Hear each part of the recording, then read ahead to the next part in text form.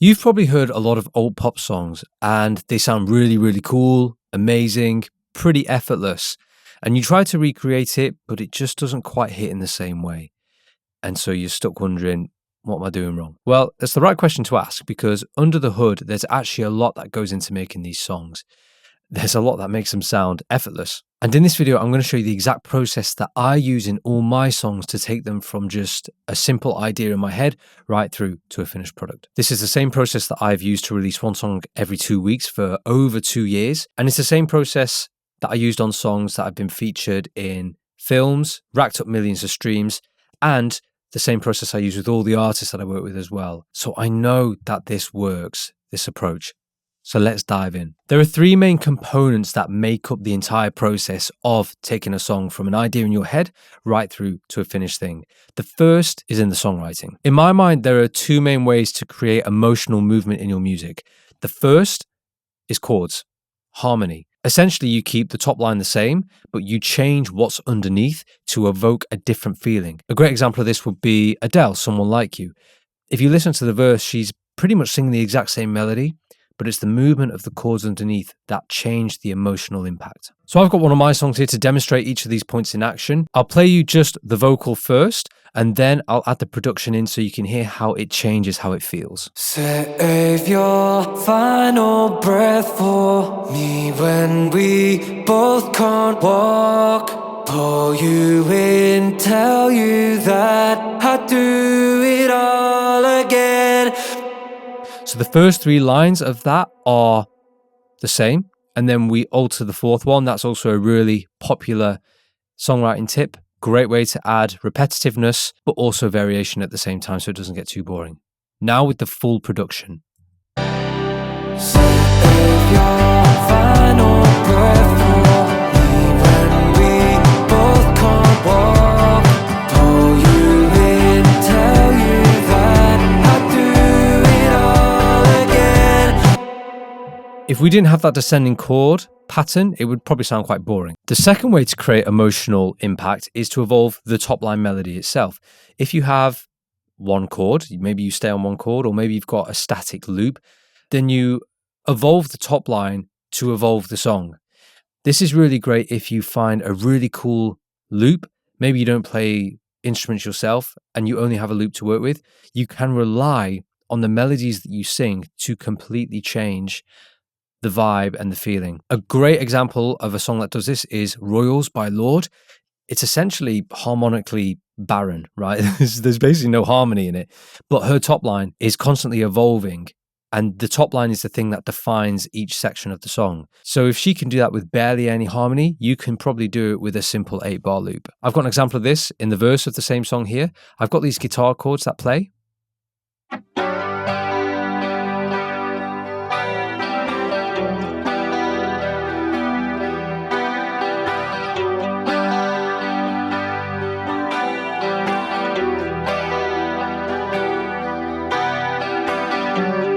And they just repeat. My top line, on the other hand, when you stick that over top, does this. We met in a city with no turning around.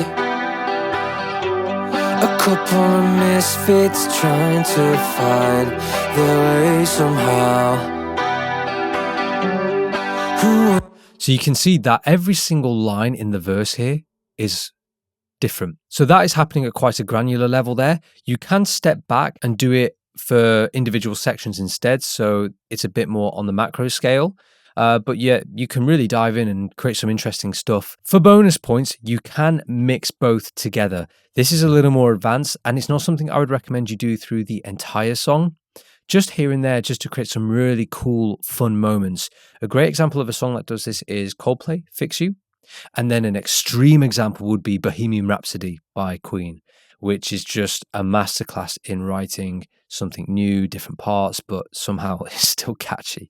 So yeah, fun song. There's a moment in the second half of my chorus here where I do this, and so I'll just play that for you to illustrate how this can work in context of an old pop song. Do it all again, nobody but you. Every time and I watch you, you look so beautiful.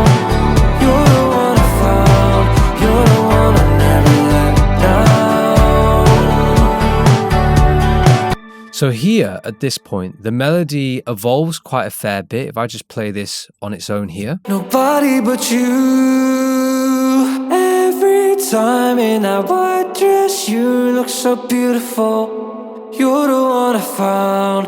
You're the one I never. So those two parts there, completely different. The chords do also change as well. Let me play just the guitar part for you here.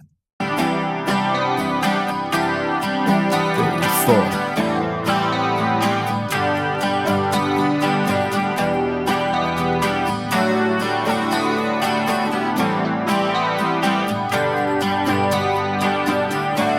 And it's different there. So the chords change at the end here and is different from the first half of what you heard. So that's an example. It's not like a dramatic example, but it's just enough to throw in some interest in the context of an entire song. If you think about how you can change these two elements, the chords or the top line, or maybe even both, in your songwriting, you can just be more intentional with how it ends up sounding, and you end up with a better song, I think. When you have a better song to start with, the whole process becomes a lot easier. And in the end, it just ends up sounding better and probably closer to some of your favorite songs that you hear. Step 2 is the production. After you've written the song, you then want to start producing it. However, before you even lay down a production, there is a bit of a pre-production checklist that we need to go over. And I recommend that you have all the things on this checklist to make your life as easy as possible. The first is a DAW, or a digital audio workstation. There are many to choose from. There are lots of free ones, such as GarageBand. The one I'm working in here is Logic Pro, but you've also got Ableton, Pro Tools, Cubase, anything that you feel most comfortable with. Next, you need an interface. And the interface could be a simple one. I recommend something like a Focusrite. They're pretty good. This is how you record the audio from your microphone into the computer, which then brings me on to the next part, which is you need a decent microphone. Now, you can use a dynamic microphone, something similar to what I've got here, or you can go for a condenser microphone, which gives you a little more clarity and definition in the audio signal. The most versatile thing to use would be a condenser, but if you are in a room that isn't very well treated, then a dynamic microphone would probably be quite good for you. Next, you need some headphones as a minimum. If you want speakers as well, that's cool, but headphones as a minimum, because you need to be able to monitor what it is that you're recording. So you have to have them, period. Once you've got the hardware, when you're inside your DAW, you just want to make sure that you set the tempo to whatever your song is. You then want to check that whenever you're recording something, that you're not clipping. So you just want to check the gain on the interface and make sure that you're not putting your signal in too hot and in turn going to ruin the sound going in. And then don't forget to save your project. Give it a title, be organized. Trust me, if you're going to start making lots of songs regularly, you need to be organized. Once you have all of that down, we then move into the demo production. This is kind of the first stage of making your song. And here I would recommend getting down 3 to 4 instruments only. I'd focus on the fundamentals: guitar, bass, drums. You can throw in some keys if you want, or swap out guitars for keys. Either way, I would just record those fundamental instruments, and I would just record one of each for each part of your song. So record the drums, bass, guitar for your verse, drums, bass, guitar for chorus, and so on. The reason for this is because we just want to get a really simple production down. For us, it's better to work quickly and in the moment. If we spend too long trying to perfect one thing, we may spend too long on it, and then we don't actually have enough time to finish the song. And then you might be uninspired the next time that you open it. Maybe you've lost all the ideas that you did have, and so it can end up falling to the wayside and end up in the graveyard, which you don't really want. So it's good to act fast. To show an example of this, I've got the first demo I made of the song that I just showed you, and all that it's got in it are drums, guitar, and bass, and then some scratch vocals. Now, bear in mind, I hadn't written the top line melody yet, so what you're hearing is literally me just mumbling into the mic and just messing around. You are too silly. You are too wrong. So there's the verse. You can see it's just guitar. You are too silly like that. You don't want to see it like that. There in the second half, it's just bass, drums, and guitar. And then moving over to the chorus. Save your final breath for me when we both can't walk. Pull you close. So again, super rough vocals there, oh my gosh. But you can hear it's just drums, bass, guitar. That was all my first demo was, because I had this vocal idea that I was kind of exploring and I was just mapping it out. And then I went away and I listened to it and I just lived with it. And that's why I was able to write the top lines. So yeah, it's really crucial you just get the demo down so that you can just start moving on. Once you've done that, you then want to move into recording vocals. And I would record the finals here. A lot of people might say, yeah, no, do it with the, get the production done, then record finals.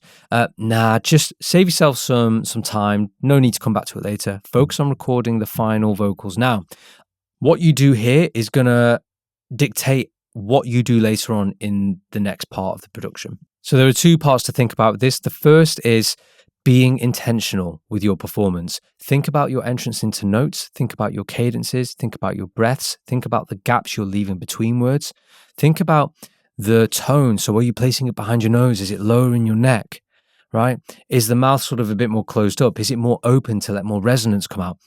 Be really intentional about what you're doing with your vocals so that you end up with a really solid performance. And then in terms of what you record, my go-to starting point is your lead vocal, obviously as a minimum. I would also record some doubles, especially in the chorus, that you can just blend in slightly.